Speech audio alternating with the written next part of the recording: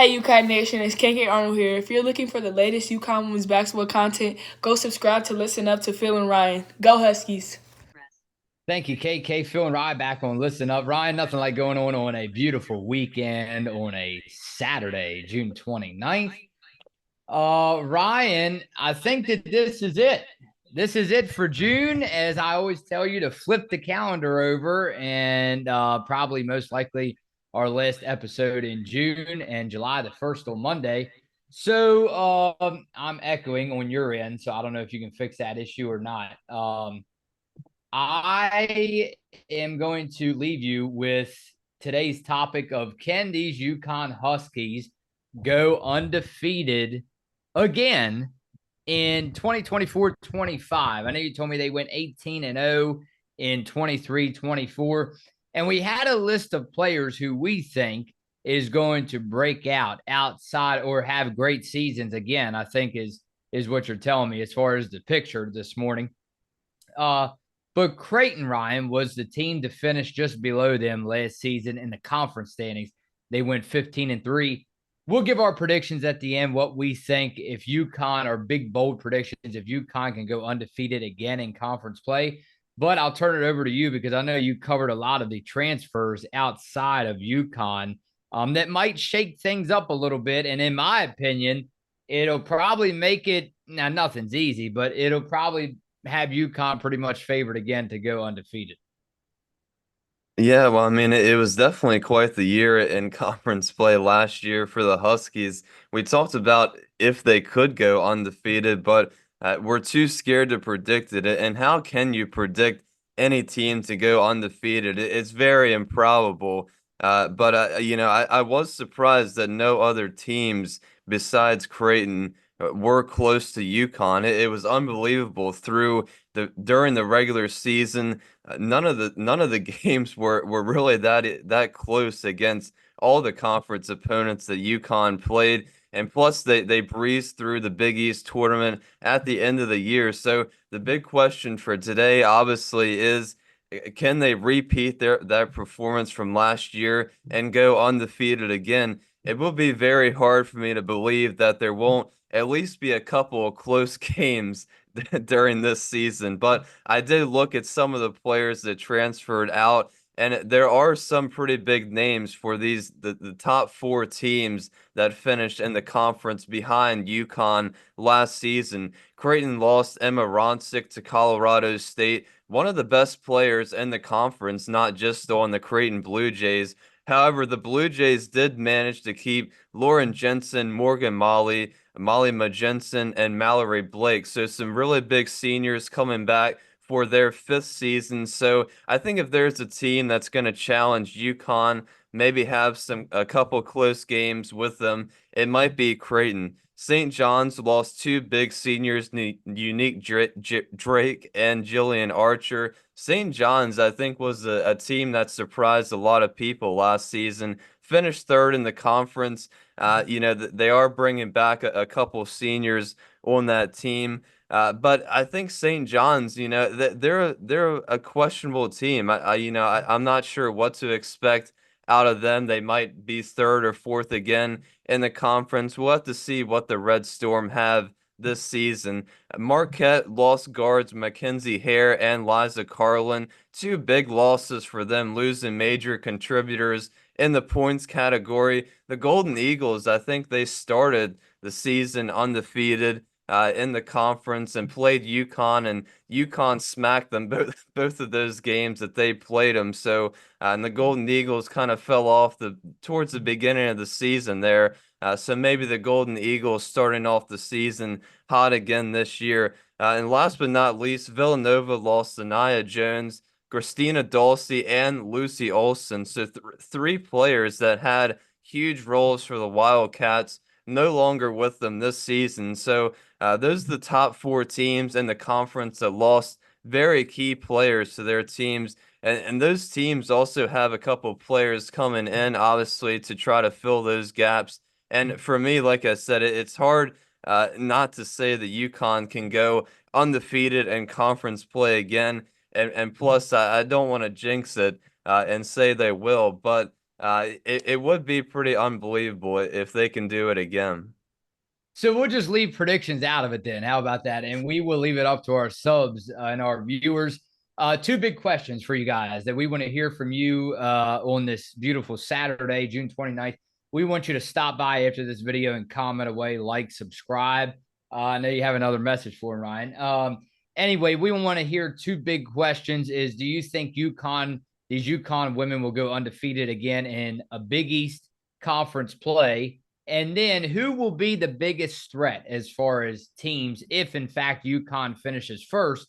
Will it be Creighton again to finish behind them? Will it be St. John's, Ryan, Marquette, or Villanova? And I do agree with you. You threw me four big names.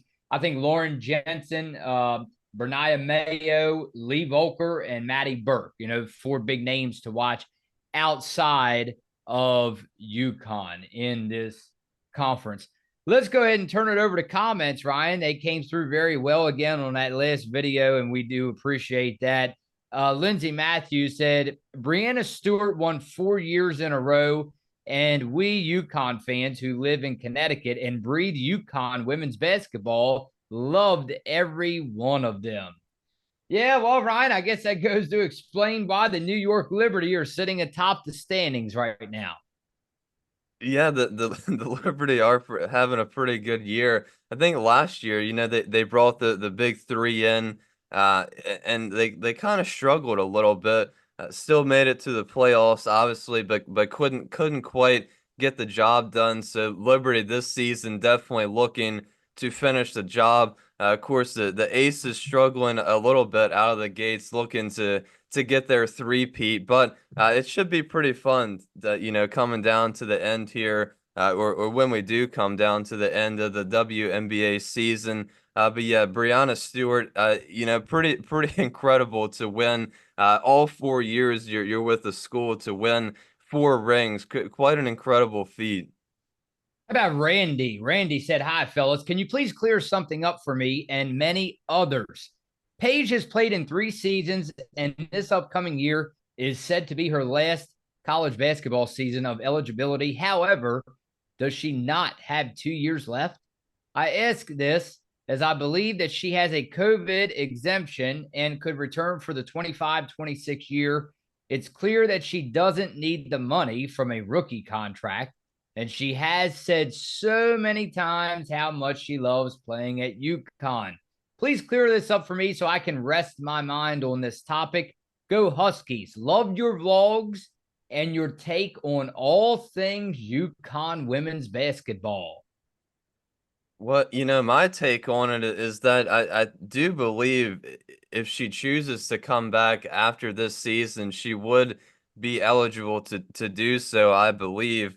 But I've seen multiple reports and articles throughout this off season that this will be her final year. I think everybody kind of believes that it's going to be her final year.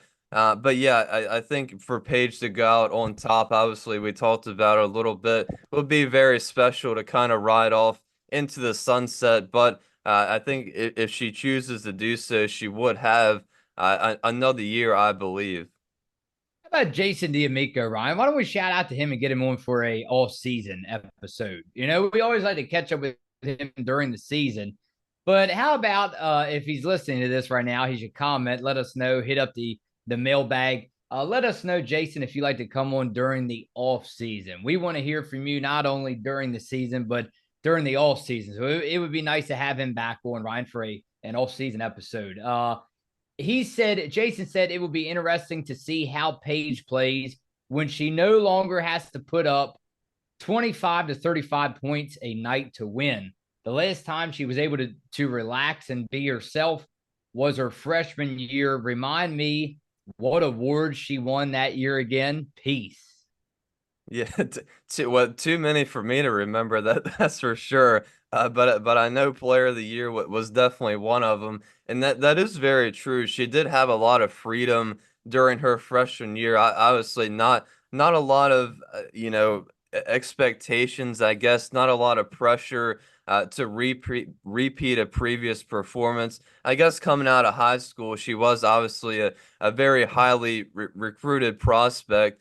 But yeah, I think just the pressure of trying to repeat what she did her freshman year, probably, a little bit at some point in the back of her mind. But I think for her senior year this year, I really do believe she's gonna just let it all out there. I don't think she's really gonna be necessarily under a lot of pressure for this season. I'm really expecting big things out of Paige Bueckers this year. Yeah, my only big concern is again with Aaliyah Edwards going, but I think again, it's because we haven't seen these new faces yet and how they are going to respond, especially big games, big games. All of them are big, we get it, but I talk to you always on this podcast, Ryan, about big moments. I just don't know yet how they're going to respond. My hopes are high, but I just hope that I see straight out of the gates early in the season a lot of reason to believe when it comes to March. How about one more, Ryan? Let's go over to September. September. What is that? It's pretty soon, Ryan. And again, I forgot to tell you. Turning the calendar to July, that means that it's only that much more closer to November, and you know what that means. Ryan, this person said that's the problem. Why talk about what you're going to do?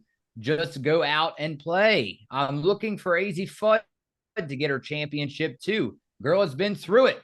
So yeah, I mean, I know I'm probably a little bit guilty of this. I talk about, or we in that last video, Paige wants to go out with a bang. Well, Ryan, I think just because she's most likely leaving after next season, everybody will go out with a bang. Let's not forget that if they win it all.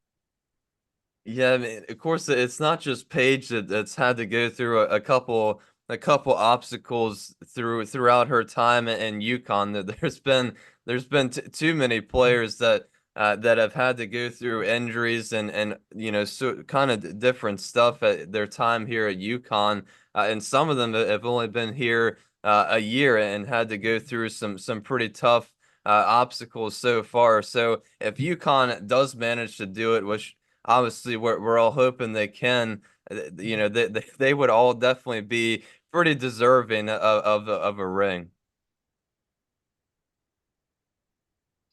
All right, when you say run it back, Ryan, now we're not talking about national championships here. Of course, they have a lot of them, but that's the goal, right? We get it. But on today's podcast, on today's episode, rather, we are speaking about, can these UConn women run it back and go undefeated again and win the conference? And what team will come closest to UConn if, matter of fact, these women finish in first again in the Big East? Phil and Rye on Listen Up.